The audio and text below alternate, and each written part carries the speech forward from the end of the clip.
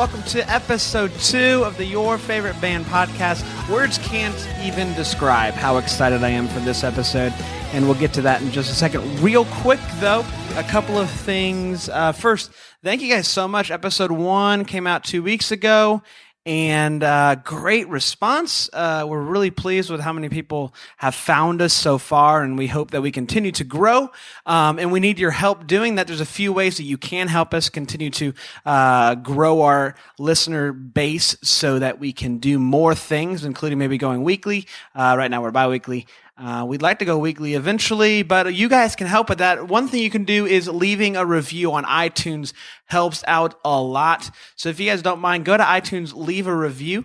I haven't talked to Dave about this, but if we get 10 reviews before our next episode, Dave will release a song that he wrote when he was a teenager, when he was just a kid. We'll play that. It's really bad. We'll play that song. So 10 reviews this week. That'd be super helpful. So if you're listening to this and maybe this is your first episode, review it afterwards. But if you listen to the first episode and you like what you're hearing so far, go to iTunes and review us. The second thing you can do is, we have a sponsor, Bombas. And if you guys don't mind, helping us out by going and buying some socks, it helps them out. It helps the homeless community out, but it also helps us out. We get a little bit of kickback from that. So if you don't mind doing that, that'd be super duper awesome. And the last thing you can do is just spread the word. Share the website link, yourfavoritebandpodcast.com, everywhere. Reddit, Facebook, Twitter, Instagram, everywhere. Share it. We want as many people to hear this as possible because we want to hear from you guys. Yourfavoritebandpodcast@gmail.com. We want to know who you want to hear us interview, talk about their discography and all that good stuff. We want to do that with your favorite bands because we're doing it with mine right now, and I'm having a blast doing it, but we want to talk to your favorite bands as well. Your favorite band at yourfavoritebandpodcast@gmail.com. That's it. So just reviewing on iTunes, supporting our sponsors, and spreading the news. And don't forget to subscribe to the podcast so you get them every 2 weeks automatically without even having to think about it. Or and also, if you don't mind, joining our mailing list, the Your Favorite Band family. We will start sending you guys some exclusive stuff in the near future, so get that going so we can start doing that. Without further ado, Dave, how are you? What are you doing up there in New York, my friend? Oh, just chilling. Yeah. Like chilling, as they do. Yeah, sure. I don't even know what that means. It is a really good day. Because I think when we started this podcast, we had one band in particular that we were like, if we get this, we'll be okay. Right. We could quit after this.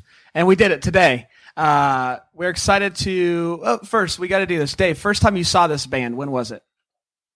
Rock the Universe. Just cool. Rock the Universe. That's... Do you know the year? No. Yeah. I should have looked it up. I'm trying to think. See, the thing is, I saw you guys in multiple festival situations before I finally got to see you in an actual bar headline show. Totally. It was a daunting thing for me to finally get it. I think it would probably have been maybe it was while I was in, maybe 2007 or 8, maybe. It was late. Yeah. Wow, really? That's amazing. Yeah. I saw them pretty early on at a, I don't even remember the name of it. It was a Christian nightclub in Orlando. I don't remember the name of it, but it was a while ago. But we're excited. Relient K, Matt, how you guys doing tonight? We're doing great. We're just racking our brains about a Christian nightclub in Orlando. Yeah. That would have been 2001. It was a while ago. Even. Whatever it is. It was early on, I think. Anywho, it was actually my first concert ever. Fun fact. Oops. I'm ready to do those jokes. Yeah. All right, well, let's get going. The idea of this podcast is that we get to figure out how people's favorite bands became who they are today. And so we do that by walking through the life and the history of the band. So let's go to early on, the beginning of Relient K. Talk about, Dave, you had the first question, I think. What's the first question?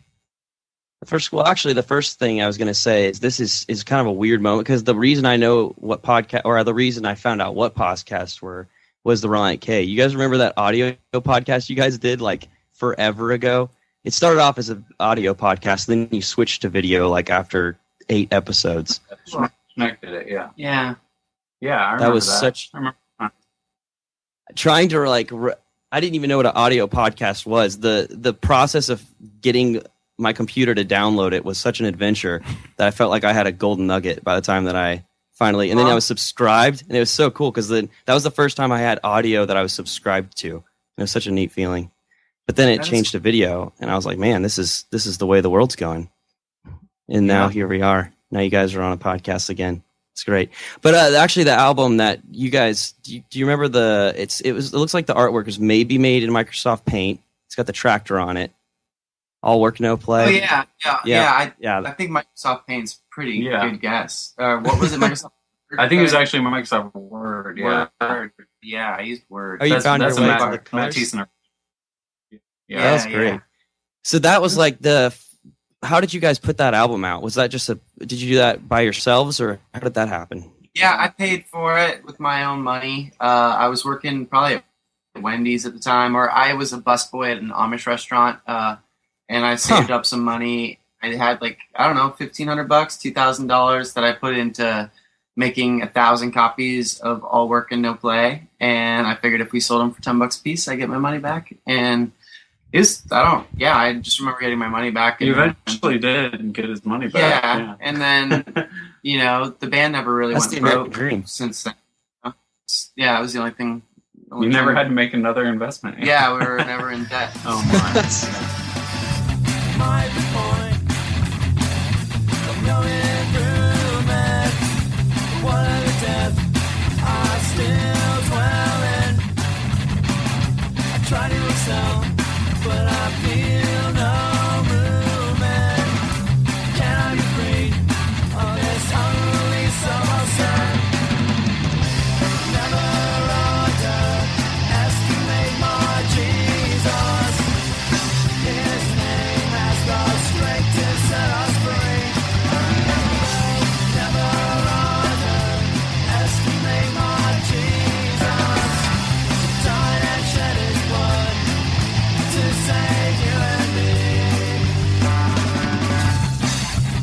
And so a lot of the songs from that album are what translated into the first album and a little bit of the second album, if I remember correctly. So how did the process go from you guys creating that album to moving in 2002, putting out your first album with Goatee? How did you guys transition to do that? It was all pretty contingent on this guy, Mark Townsend, who was involved with, right. We call it demos now. All Work and No Play was basically the demo phase, but we just make copies of our demo. And then, Goatee wasn't totally sold on us as a band. They didn't promise us any money to make an album, but Mark Townsend basically thought we had enough songs, and we worked really hard on, the self-titled record. And then when we were done, they gave Mark, $15,000 for doing it, which probably, wasn't enough money. But we put a lot into it. And, and then we were signed to Goatee Records at that point. Nice. So that first album, you get to see a good mixture of pop culture references, songs about faith, fun songs, serious songs. Early on, did you guys know that you wanted to set out to do a little bit of both serious and fun and goofy, or is it just kind of how it came out and it worked? Yeah, we really enjoyed stupid bands that made fun of themselves and threw bananas into the crowd and stuff. We thought that was cool. And not naming any names, but there are bananas involved. Yeah. Matt Hoops, you always like Weird Al. I always liked a band called Ween. That was pretty funny. Right. I don't know. And They Might Be Giants.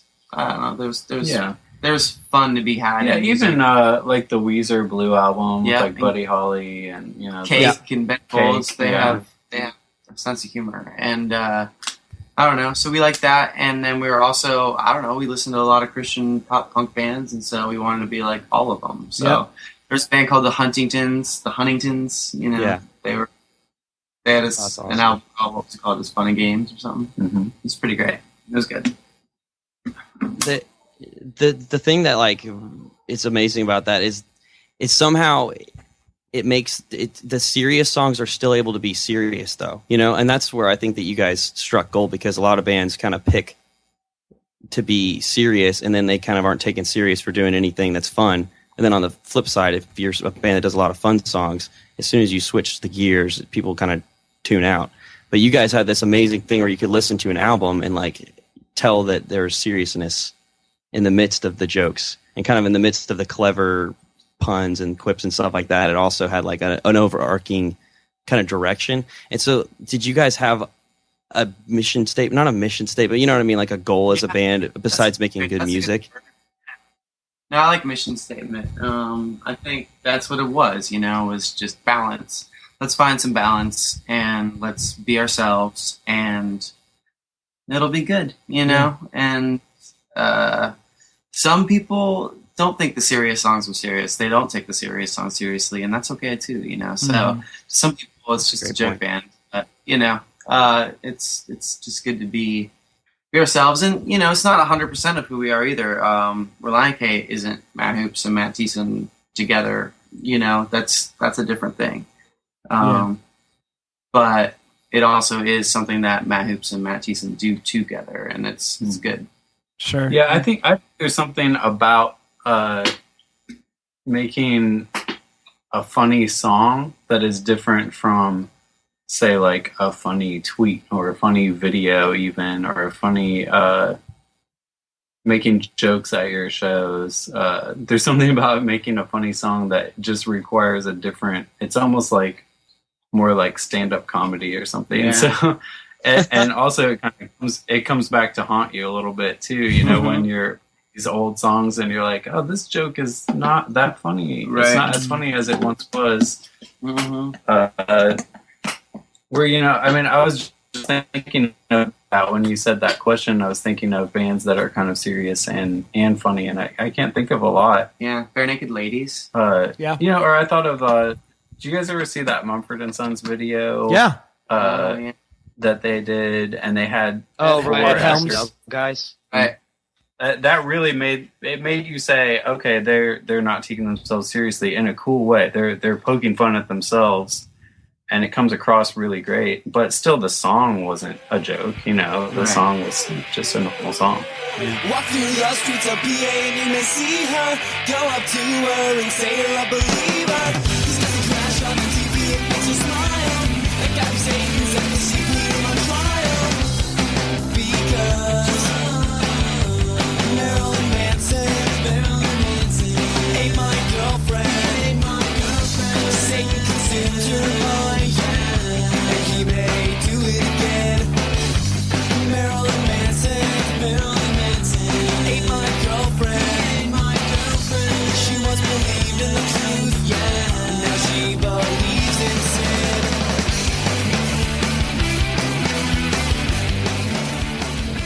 As you guys went into the studio after that for Tongue in Cheek, you're on this label, and you're heading into it. Did you feel a lot of pressure going into this? Like did you feel pressure to make it? Like this is the one that people might be. It's either make or break for us as far as being on a label now, or was it just kind of like we're just going to keep doing what we're doing and hope for the best? No, there wasn't really any thoughts of that. We knew that the sound had to get better. And we knew we had to get better at playing our instruments. And I don't know, we weren't thinking about doing anything, you know. The third record, that's when, maybe there was a little bit of that thought. Like, oh, I need to do something. I started to see an audience, you know, with the third record. And I saw an audience that would go to Warped Tour. And I saw an audience that would go to a Christian festival. Yeah. And I tried to, like, blend them together and write to that person, you know, in a certain way, and then obviously be myself, which is, you know, mostly what it is anyway. Yeah. So, and then fourth record, that was just fun to write. I don't know, that one was easy to write. And then fifth record was when it started to feel like a story you've heard before, you know, where a band's on a major label and, you know, people are making decisions and it's all serious. So that, you know, that's where it definitely felt like a lot more pressure. Yeah. All the way around, it felt like a lot more pressure. I remember, you know, it was the first time we had tracked any instruments or sang with a producer that wasn't Mark, you know? And so we were walking in, I can remember being like, oh man, can I actually play guitar? You know, can I play good enough for these people? Or you know, are we good enough band to make this type of record and spend this much money? You know, it felt kind of, all of that whole world felt very foreign to us. And that feels like the kind of culmination on Five Score of you guys' ability to do the serious and the fun, because that was a situation where the stakes were really high, but you still kind of were able to, like, I don't know, to pull off an 11-minute song that like does what it does. It's amazing that you were able to get that on that same album. It's incredible. It's that was cool. You know, interestingly enough, Matt said, you know, that was the album where we didn't work with Mark Townsend, but Mark Townsend did one song on it, you know, and it was almost like, you know, you treat Deathbed maybe as an EP that comes at the end of the album, you know, it's almost two different animals, but it was cool to have it all be at the same time.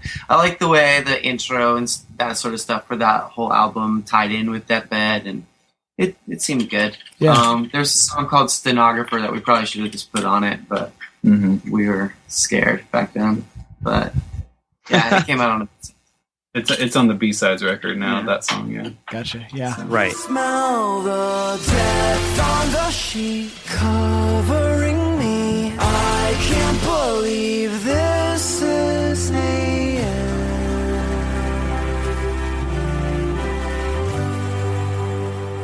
I can hear those sad memories still haunting me. So many things I do again.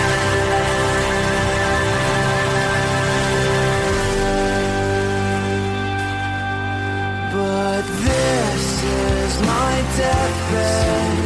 I lie here alone.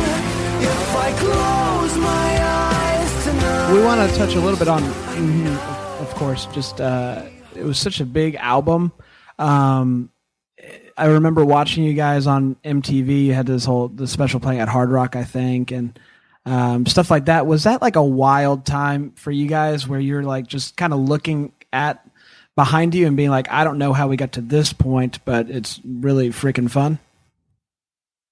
Yeah, there were definitely moments where, I don't know, I guess our mantra in those situations is like, could you imagine telling your 15-year-old self, your 14-year-old self, your 16, 17-year-old self that you're going to stand here and do this for, you know, for your job someday. And, you know, there's going to be a hoopla about what you're doing. That's pretty cool.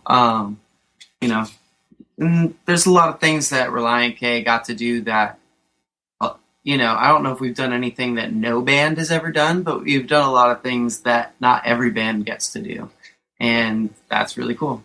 Yeah. Yeah, I remember being the first time that we played the Tonight Show with Jay Leno, and we actually were able to we did that 3 times, I think. And the first time we were playing it, I remember just right before we started playing and we were doing Be My Escape, and they bring up this garage door and they bring it up really quick, and then you're just on. And I remember just being completely weirded out right before, you know, and I don't even really have to sing, you know, Matt had like the hard job on that.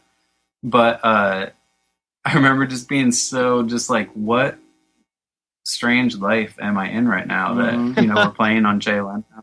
And as I started playing the guitar, I started out that song on guitar. And as I started playing, I realized that I had forgotten to turn my in-ears on. And so like, I can't hear anything. I'm just like, oh no. So it was pretty funny. That's so funny. It's crazy. Yeah. And the cool thing that happened on, well, I guess actually all the albums, I was the exact age to where every time that you guys put out an album, you had migrated kind of where my taste was going. You know, like I was super into punk, and then you guys slowly we're moving into more dynamic sounding music. And I remember like hearing is there like a banjo on some of the stuff? And I remember hearing like, and so that kind of stuff drew me in so much because I loved the kind of different instrumentation. I know that you guys play different instruments when I saw you play live and stuff. And I think was that more fun to go into and making an album, getting to kind of diversify the music that you got to play and the instruments that you use? Yeah, I think that's a really great privilege you have, being in a band. People say, hey, go in the studio, and when you go in the studio, you can pick stuff up and make noise with it. And sometimes, right, the most fun you can have is, just pulling the lever and seeing what instruments, you land on. And anything can be cool, anything can be fun. And I don't know, with software instruments being as, great as they are, and as infinite as they are, making sounds, a banjo sound. I mean, I don't know. You can either get a real banjo or you can mess with a fake one, or I don't know. But it's fun to do both. It's fun to still go back and play the real instruments. Yeah. When I think back on that time, I mean, I remember doing interviews then, and I remember it just kind of feeling funny. You get asked, what are you listening to right now? It'd be like Sufjan Stevens' "Greetings from Michigan," or like stuff that has banjo. Stuff that's kind of strange, and that is what we were really into for making that record. And in some ways, I remember thinking, putting banjo on that record and featuring it the way we did, not in a bluegrass way, and not really even in an indie way, just like way, kind of felt like the most punk rock thing we could do. And tying that back to our new record, even I've answered this about our song "Empty House," that is a lot of like auto-tuner and vocoder effects. Yeah. And I was like, man, in some ways that seems like the most punk rock thing we could do, like right now. It's jarring. It's like, wait, what are you guys even doing? So it's kind of our way, Well, and for me, when I get on the same instrument I played a million times, I end up writing the same type of stuff over and over again. But as soon as you kind of like throw a cog in the mix, like it changes up everything. Kind of even just changing the tuning of something can all of a sudden make you feel like a kid again. So that's a huge pull to do something like that. But actually, the song that makes me think of is when I listened to by the Eagles, the song they have. What's it called? "Take It Easy," or the "Running Down the Road Trying to Loosen My Load." And they sneak a banjo in that song too, where you don't really expect it, and then all of a sudden you realize that you're really enjoying the banjo. And that's the same thing that you guys did, which is super awesome. No, I don't hate you, don't wanna fight you. No, I'll always love you, but right now I just don't like you. No, I don't hate you, don't wanna fight you. No, I'll always love you, but right now I just don't like you. 'Cause you took this too far.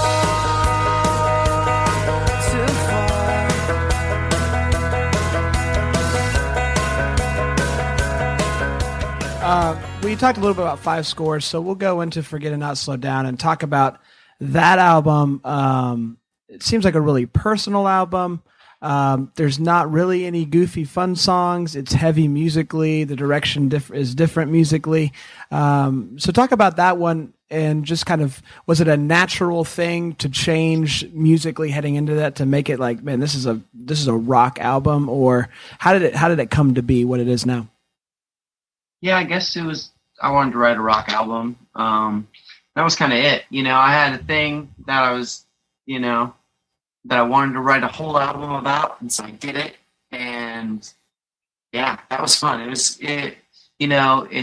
like a concept record when the concept is reality. Yeah. And that's fun to do. Yeah. Tom Petty did that one time, and I think it was a really bad record. So, do you know that record, Hoops? The really bad Tom Petty. What's it called? Anyway, I can't remember the name of it. But yeah, he even says it's not that great. But it's Yeah. So anyway, yeah. that's it. So as you were writing it, and when you decided I'm going to write an album about this, was that a difficult decision to make? That I'm really going to put myself out here and my emotions and this personal stuff. Like, was that a difficult decision to make? No, it was just something I wanted to do. It just seemed logical, so I did it. Yeah. Yeah, it would have been foolish of me, I think, to do anything other than write an album. Sure. That was just how I wanted to deal with it. So, I mean, the Therapy was probably one of the first songs on it. It's just like I need to write some music and be good. So I did it. Yeah. Yeah. I mean, I think I remember going into the recording of that record and feeling like, oh my goodness, this record isn't even done. I don't like what is this going to possibly turn out to be?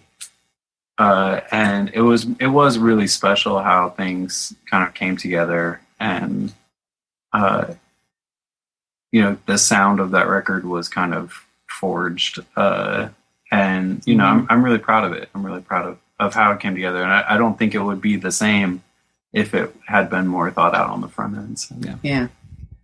And that's probably, I think me and Brandon agree, that's like our favorite album is Forget Not Slow Down. I don't know why. That album just, it's again, that's where, since like I said, my taste in music kind of evolved exactly the same way you guys did. And it was crazy how you guys met there on like the kind of sound. Because Hoops, your guitar tone evolves exactly at the way that my geekiness at guitar tone was evolving, and you kind of like just hit these sweet spots where it just sounded so good. And that album, like, it was this perfect ability to be clever, but in such a thoughtful way. You know what I mean? Like, just like you'd always been doing. You always kind of have a way of phrasing things kind of in a more thoughtful way. But just that album did it. It's great. Bram, what do you think? Cool. Yeah, I love it, and it has meant a lot to me over the years. So thanks for writing that, and thanks for being vulnerable. It's time to decide. She's out of my mind. 'Cause it'll be me unless I put some thoughts to rest and leave some faults behind. I'll watch the grit in my eye, shine out the spring in my step. And it could be blinding depending on the amount of you that All right, going to take a quick timeout and remind you guys about our sponsor, Bombas. They sell socks. You can buy them, and every time you buy a pair of socks, they're going to donate a pair to a homeless shelter because socks are actually the most requested item from homeless shelters. And you can get 20% off your first pair of socks by going to getbombas.com/favoriteband. That's getbombas.com/favoriteband. Let's get back to the interview.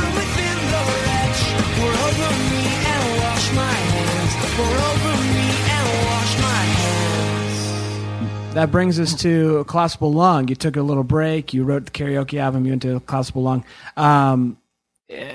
By far, probably the most polarizing of your albums, I think. And for better or for worse, whatever that means. Why? I've heard you said that you think that Collapsible Lung was the album that you needed to put out at that time. What exactly? What do you mean by that when you say that? Why do you think it was? I guess in the grand scheme of the band and all that, it was time to kind of lay off the gas a little bit, which is kind of what you said. We took a break, and then to kind of get back into it. At the time, my life involved going to people's studios or houses or whatever and meeting someone and writing a song with them and seeing how it turns out, and then, hope that somebody puts it out on a record. So since I was doing that so much, I just decided to start doing it for Relient K, and Hoops would come with me, and we'd just sit and we'd meet someone new and we'd write a song, and some of them were a little weird, and I don't know, some of them were trying to be dancey or whatever. And then there was songs I wrote then that, I don't know, I didn't really care too much about, and I think I really enjoyed that about them. I enjoyed singing them because I wasn't attached to them, and it was something that I just wanted to do. And then we wrote a couple songs that maybe could have been on a Relient K record if we would have just written a Relient K record at the time. And Don't Blink's one of them. I think Collapsible Lungs another one of them. If we would have an album of those two songs, it would have been a different animal. But I think that's kind of what Air for Free got to be. And the Look On Up single and all that stuff. Yep. I just looking back at it, it was interesting. I remember it came out and was reading reviews and stuff like that, and there was just people that were like, it was co-written, obviously, so there were like people that listened to it and were like worried, oh man, is Relient K a Christian band anymore?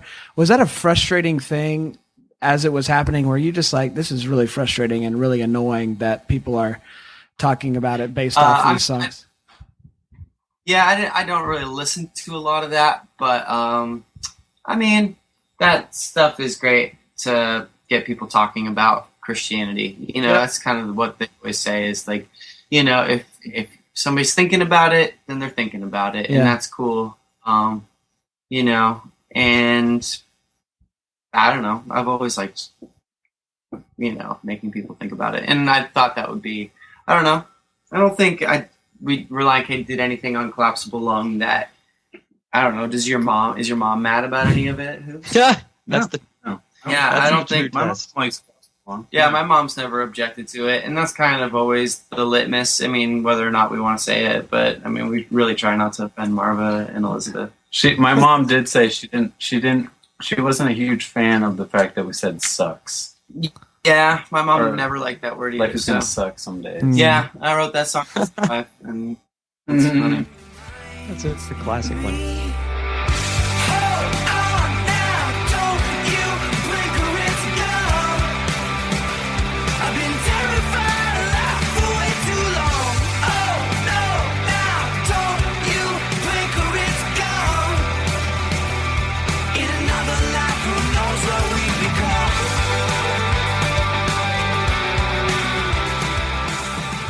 Air for Free seems like a follow-up to Forget Not Slow Down. Was that intentional? Did you feel that as you were writing it, that it kind of felt like that?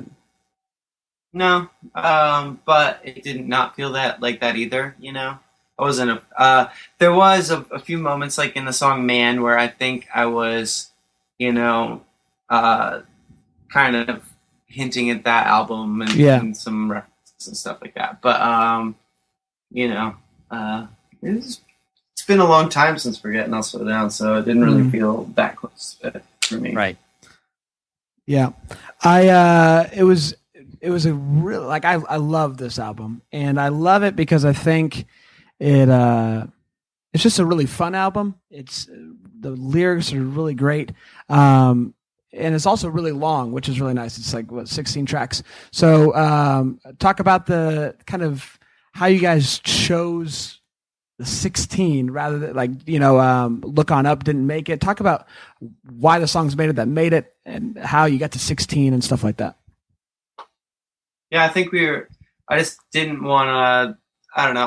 I didn't get the album done in a short amount of time. So I think having more songs when I was finished with it felt like a compromise sort of thing. Like, this is almost an album and a half, so don't give me any guff about taking too long to write it, sort of deal. But and that was, as I was finishing the album and, what I thought was finishing the album, I would want to write a new song. And I was like, okay, that one can go on it. And, that happened several times. Air for Free is one of them.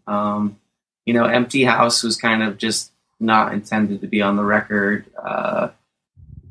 Prodigal was definitely not intended to be. These are just things that happened as we were finishing the album up. And And I honestly think if we would have kept pushing the record back, it could have been 19 or 20 or 20 songs. Some that didn't make it. And there's some that didn't quite make it. And I don't know if we had like a process for choosing the songs that fit on it, other than these are the ones that are done that we feel good about. And also, I think the other common thread is that we felt like some of these songs really do make sense in the context of this record, especially. Like, if we're not going to put them out now, then, this is like the time. So, for a lot of these. Right. Fix the car, fix the house, fix the house, fix the bar, fix the bar in myself. It's never done. It's never done. No, let go, fix the car, fix the house.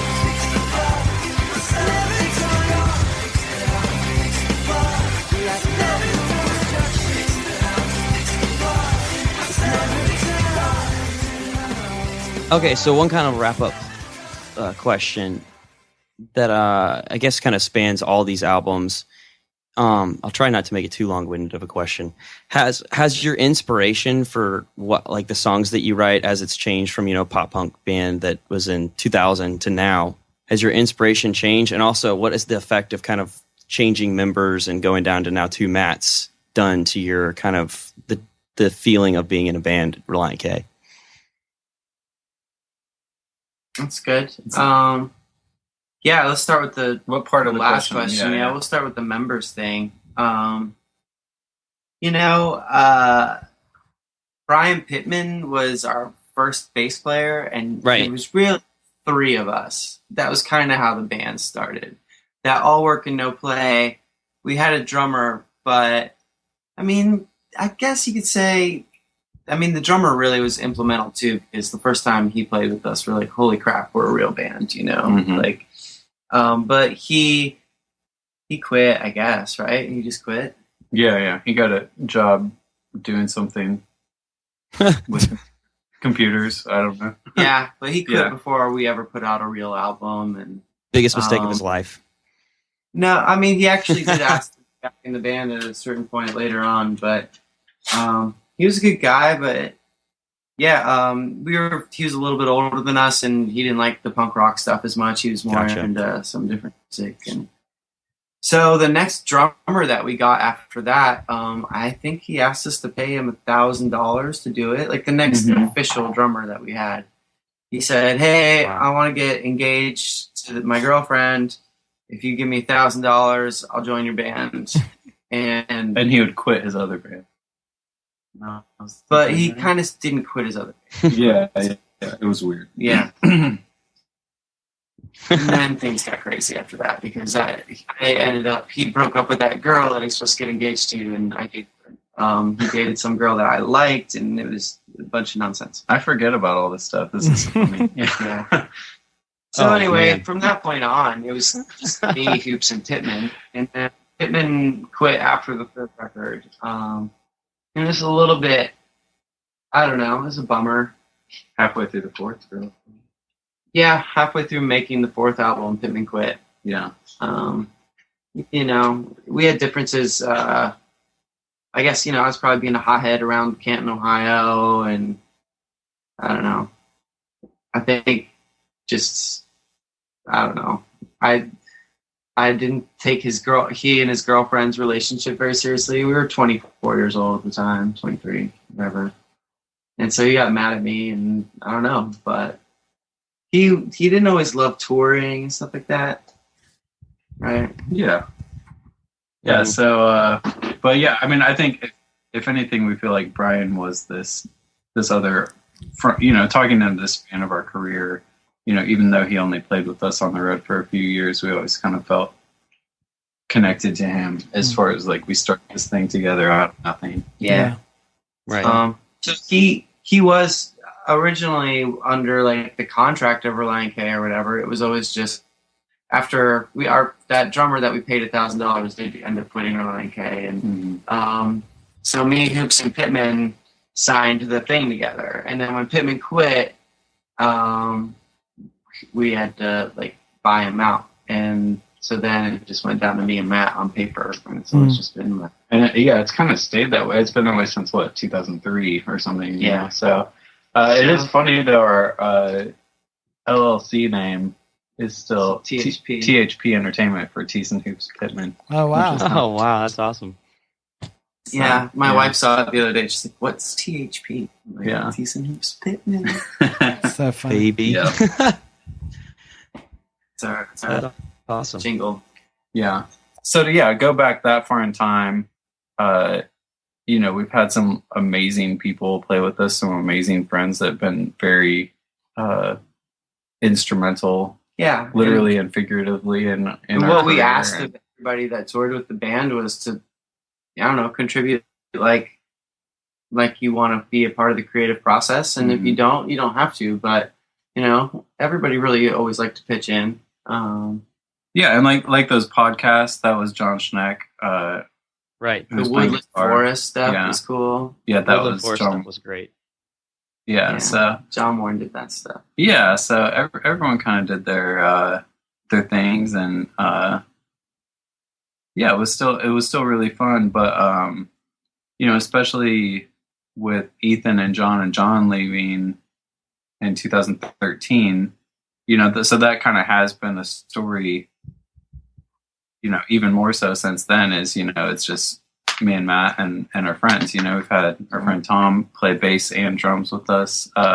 Dan, Jeremy both played bass. Yeah, we've had a bunch of friends play bass. And it's we're at this stage in life where people have other things to do with their time, and people are getting married and having babies, and Matt's daughter peed in his car today. Yeah, we were trying to figure out how to get that into the interview tonight. Oh man, that she peed on my car seat. Wow, it was pretty bad. That's impressive. Yeah, to get it all the way to it. Yeah, it's pretty rough. So, but yeah, I mean, so we've had a lot of friends, and then yeah, I mean, I don't know. I think the story has been since then just Matt and I and friends, and let's have fun doing that. Yeah. So it's great. Cool, man. Thank you guys so much. This has been it's been a treat for us. It means a lot that you would join us. You guys, your music has meant a lot to us growing up as musicians, and as we've tried to write stuff ourselves. You're one of those guys that we listen to and we're like, man, let's just give that a try. So thank you for that, and thanks for letting us walk through your bio and talking with us about that. We really appreciate it, man. And thank you guys. Good night. Best of luck cleaning up that pee. Oh man, I've already done it, but yeah, I'm gonna go at it again tomorrow, I think. Go at it again. Yeah, we'll see how it goes. Thanks for your encouragement, though.